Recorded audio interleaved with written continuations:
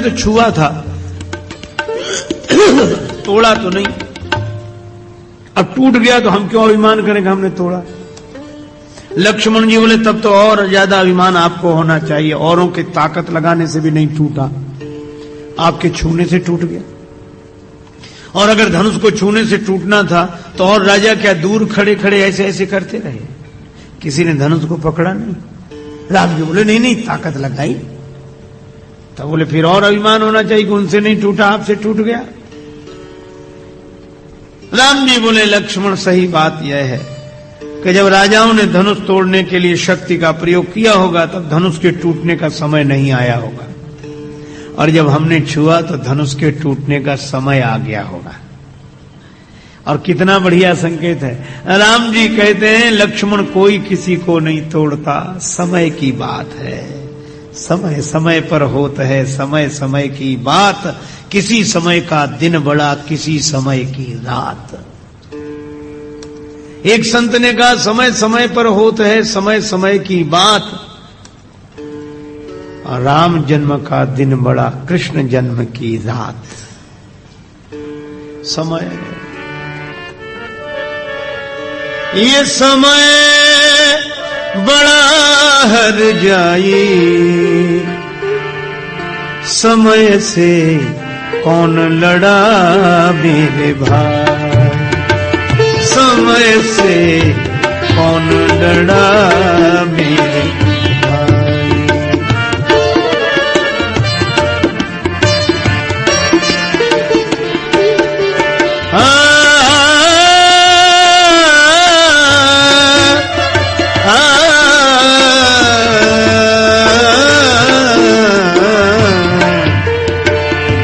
कौन लड़ा मेरे भाई, समय से कौन लड़ा मेरे।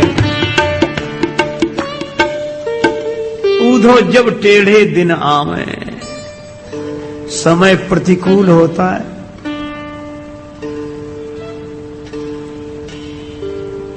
कोई सहायक नहीं होता। रामचरितमानस में उदाहरण है कि देखो सूर्य कमल को जिलाता है, खिलाता है। सूर्य आकाश में जब उदय होता है तब कमल खिलता है, क्योंकि सूर्य ही कमल का जीवन है। तो कमल को कौन जिलाता है? सूर्य। लेकिन कब तक? जब तक कमल के मूल में जल है, और जिस दिन जल सूख जाता है उस दिन जिलाने वाला ही जलाने वाला बन जाता है। उधो जब टेढ़े दिन आवे, भानु कमल कुल पोषण हारा, बिनु जल जारी करे सोई छारा। समय की बात होती है। उलझी है जिनकी जिंदगी सवालात की तरह, उनको हयात लगती हवालात की तरह। और दुनिया है मतलबी तो गैरों की बात क्या, अपने भी बदलते हैं हालात की तरह। सही बात है। अनुकूल समय ही व्यक्ति का मित्र है, प्रतिकूल समय ही शत्रु है। कोई किसी का न शत्रु है न मित्र है। एक आदमी बोले हम इतनी पूजा पाठ करते हैं, इतना कुछ फल नहीं निकलता, इससे तो न करें तो अच्छा। मुझे भी कभी कभी लगा कि बात तो सही है, जो लिखा है वैसा कुछ होता ही नहीं। तो रामचरितमानस ने समाधान दिया कि ये बेकार तो नहीं जाएगा, लेकिन ये काम कब आएगा? बोले जब अच्छा समय आ जाएगा तब। अजीब बात है, काम तो आना चाहिए बुरे समय में, लेकिन ये कब आता है काम? अच्छा देखो, यह जो खंजन पक्षी है तो वो तो हमेशा ही होता है, पर दिखाई शरद ऋतु में देता है। तो तुलसीदास जी व्यंग करते हैं और सही बात भी कहते हैं कि जान शरद ऋतु खंजन आए, कैसे? बोले समय पाए जिम सुकृत सहाय। ये खंजन भी दिखने के लिए शरद ऋतु की प्रतीक्षा कर रहा था। ये हमारे पूजा पाठ पुण्य भी अच्छे समय की प्रतीक्षा करते, तुम्हारा अनुकूल समय आए फिर हम सहायता करें। समय समय की बात। रामचरितमानस में समय को इतना महत्व दिया, इतना। आप विचार करो, राजा प्रताप भानु जैसे ने बड़े बड़े बलशालियों को हरा दिया, लेकिन सब राजा हार हार कर प्रताप भानु के अधीनस्थ होकर अपने अपने राज्य में रहने लगे। पर एक राजा हार कर जंगल में चला गया। उसने कहा हार कर क्या मुंह दिखाएं घर वालों को, वन में चला गया और साधु बन गया, है ना? तो साधु था नहीं, बन गया। क्यों? उस समय वो चुप क्यों रहा? तुलसीदास जी ने एक शब्द का प्रयोग किया, समय प्रताप भानु कर जानी, आपन अति असमय अनुमान। कभी प्रताप भानु का समय और अपना असमय है, बदलता रहता है। दीप जलाकर पथ तो देखा, दीप को जलते किसने देखा, अपने मन से अपने को ही प्रतिपल छलते किसने देखा, इस संसार रंगशाला के ढंग निराले चलते देखा, जो भी सूरज उगा सवेरे उसे शाम को ढलते देखा। अस्त होते हुए सूर्य को कौन देखता है? राजा प्रताप भानु सूर्य की तरह प्रताप था। जब सूर्य की यह दशा होती तो प्रताप भानु का है। उस राजा ने भी सोचा कोई बात नहीं बच्चा, अभी तुम्हारा समय हमारा भी आएगा कभी। और आया, प्रताप भानु गया। कथा से आप परिचित हैं। शूकर के पीछे शिकार के लिए पड़ गया, सारी सेना सहायक पीछे छूट गए, अकेला जंगल में भटक गया। शूकर तो गुफा में चला गया और प्रताप भानु उसी कपटी मुनि के आश्रम पे पहुंच गए।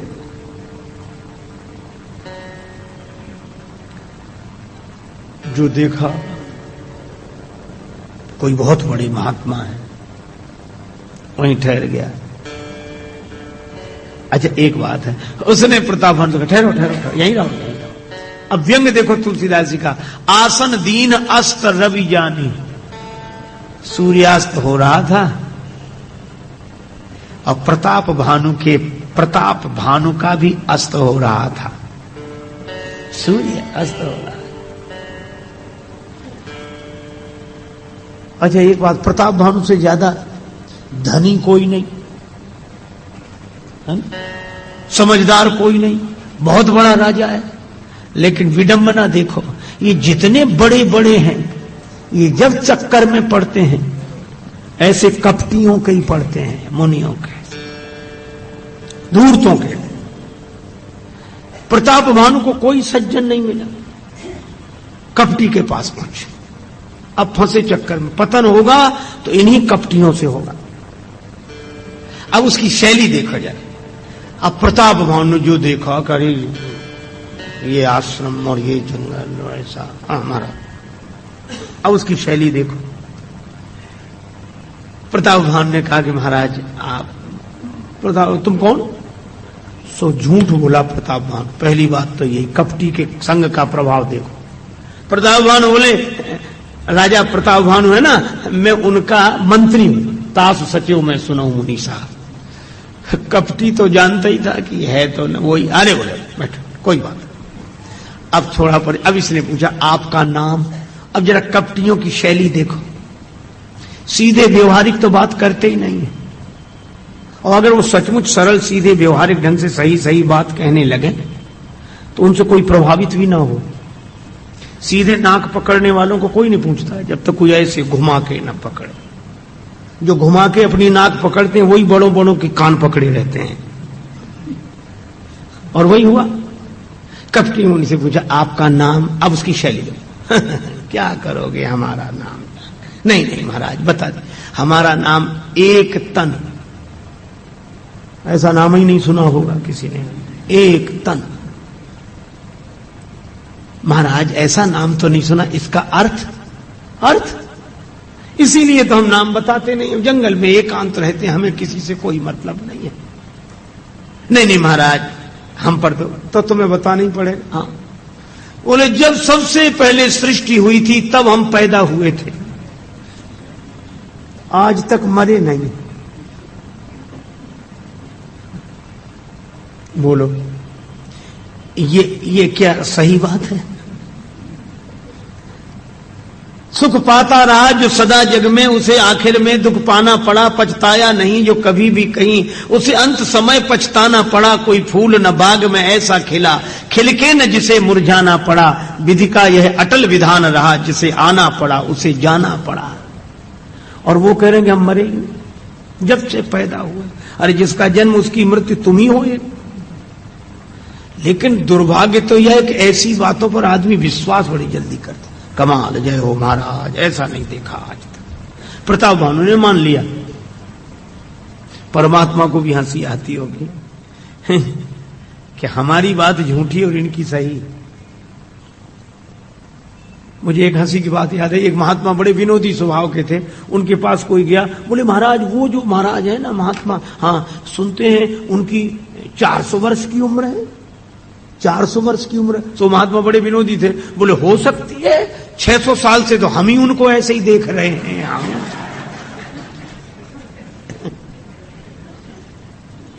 अच्छा मान लो अगर हो भी तो इससे जीवन की उन्नति के से क्या लेना देना है? कपटी मुनि बोला जब से सृष्टि हुई तब से हम पैदा हुए, आज तक नहीं मरे। एक तनु हमारा ना, एक तनु।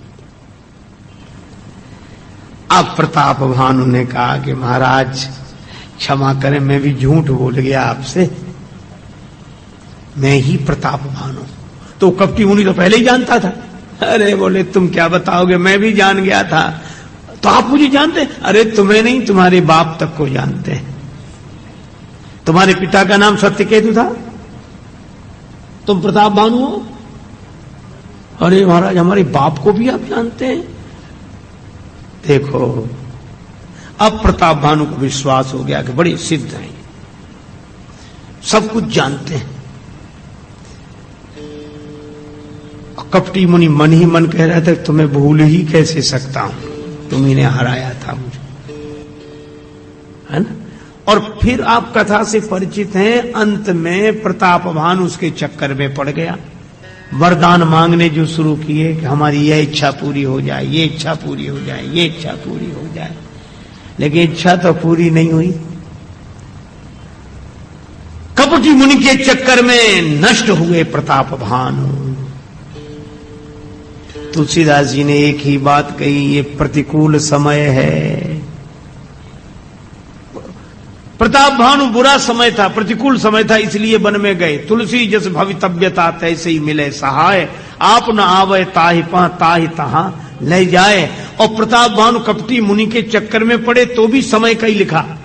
यही पूछे सो रचन उपाऊ, भावी बस न जान कछु राऊ। और जब प्रताप भानु को श्राप लग गया तो ब्राह्मणों से कहा कि मेरी कोई गलती नहीं है। ब्राह्मणों ने भी कहा कि श्राप तो दे दिया, लेकिन बोले ये समय की बात है। भूपति भावी मिटई नहीं, यद्यपि न दूषण तोर, यह समय की। और प्रताप भानु जैसा धर्मात्मा, काल पाए मुनि सुन सोई राजा, भय निशाचर सहित समाज। इसलिए समय की बड़ी महिमा है। और समय की इससे ज्यादा महिमा क्या होगी? जब गर्मी लगती तो कंबल, स्वेटर, कोट कैसे लगते हैं? शत्रु दिखते हैं, उनको देगा नहीं, उधर रखो। और समय बदलता है, सर्दी में कितने प्रिय लगते हैं, यही समय की बात। एक सेठ जी के महात्मा रहते थे हिमालय में, गुरु जी। निमंत्रण दिया कि महाराज पधारो। महात्मा जी बोले हिमालय की सर्दी ये थी, ठंडक छोड़कर कहां गर्मी में धरती में। नहीं नहीं महाराज आपकी बड़ी कृपा होगी। महात्मा आए। सेठ जी ने सोचा कि गुरु जी की इतनी कृपा है तो व्यवस्था अच्छी, तो बड़े आदमी थे संपन्न। जैसे ही गुरु जी आए, कहां ठहरे? महाराज रुको। एक कमरा धुलवाया गया, उसमें पानी भरवाया गया थोड़ा थोड़ा, पंखा चलाया गया, बीच में गुरु जी का तखत। गुरु जी बोले वाह मेज पर बर्फ रखवा दिया गया। अरे बोले क्या कहना, पुराने जमाने की व्यवस्था, वैसे ही किया। ऐसे सेठ जी का एक मुनीम था, उसको लगा सेठ जी ने कैसी गुरु जी की सेवा की। उसके मन में भाव जन्मा कि हमारे गुरु जी आएंगे तो हम भी ऐसी ही सेवा करेंगे, चाहे लाख गरीब सही। भाव तो अच्छा था, और गड़बड़ी यही हुई, सेठ जी के गुरु जी आए थे जून में, मुनीम के गुरु जी आए जनवरी में। वो तो पहले ही कांपते चले आ रहे थे। बोले बेटा कहां डरा, कमरा धुलवाओ। गुरु जी ने समझा शायद पवित्रता के विचार से कर रहा होगा। पानी भरवाओ, तखत डलवाओ, पंखा चलवाओ, बर्फ मंगाओ। गुरु जी बोले क्या कर रहे हैं? हम महाराज आपके चरण छूते हैं, आप रोको मत, हम लाख गरीब सही, चाहे कर्ज हो जाए, पर सेवा हम वैसी करेंगे जैसे सेठ ने अपने गुरु जी की थी। बोलो, अब गुरु जी रात भर रह जाएं इस व्यवस्था में जनवरी के में, तो सवेरे उठेंगे कि उठाना पड़ेगा। इसलिए भाई समय की अपनी महिमा है, और हमारी संस्कृति ने समय को ऐसे देखा है कि 4 भागों में बांटा। इसलिए सतयुग, त्रेता, द्वापर, कलयुग। एक आदमी बोला आप कैसी रामायण करते हैं? हमने कहा क्यों? बोले ये देखो कहां कहां कैसे कैसे हो रहा है। तो हमने कहा कि इसीलिए तो हमें रामायण सच्ची लगती है। बोले क्या? हमने कहा जो हो रहा है वो रामायण में लिखा है, पहले से ही लिखा है कि इस युग में ऐसे ऐसे होगा। तो समय की अपनी महिमा है।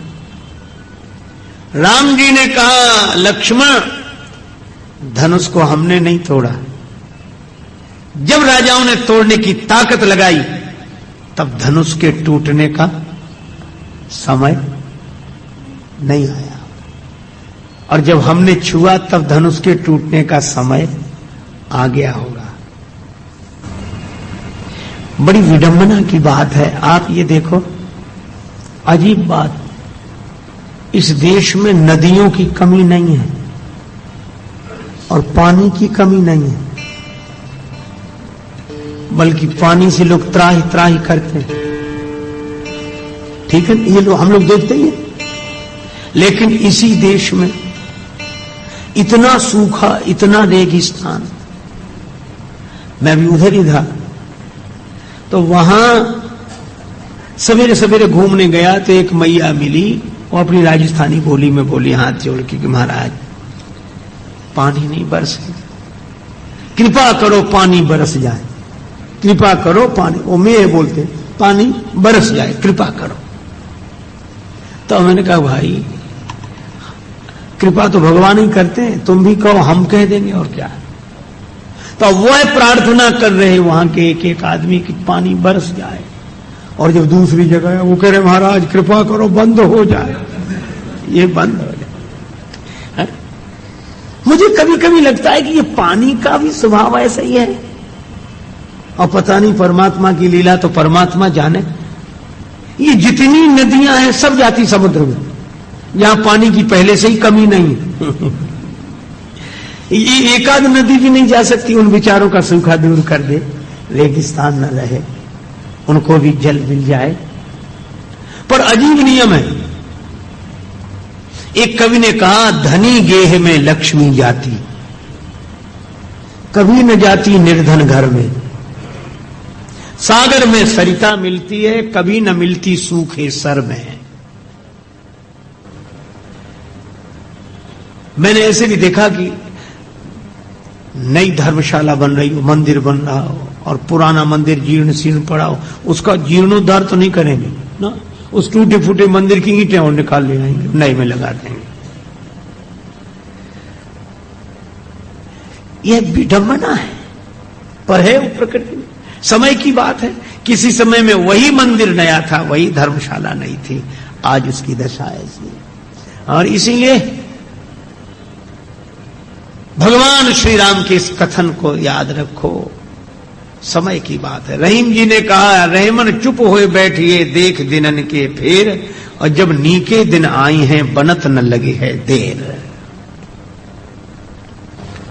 पर देखो एक समय की बात पर ही मुझे एक बात याद आई।